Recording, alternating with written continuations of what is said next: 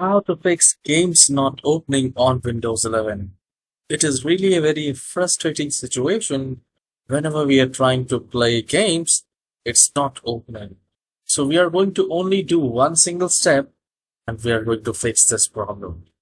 Do a right click in the start icon and then click on run and type here reg edit like this.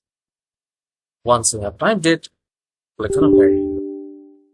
It will ask you to say yes, so click on yes, and a new window will appear like this.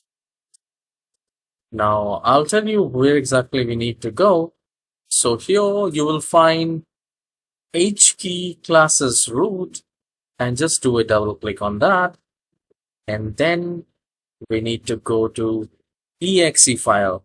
So do a backslash and type here exe and type file like this here onto the address bar. Computer HKey classes root and then type an exe file and hit enter. Now here you will find a default edit flags friendly type name. So just do a double click on default and please ensure if it's mentioned percentage or digit 1 or something, just type application right here. Type application and just click on OK. Alright, so we have successfully selected the default. Now here, just type a backslash again and select shell. Alright, now here under shell, again type a backslash and type open like this. So this is the location where we are going to change.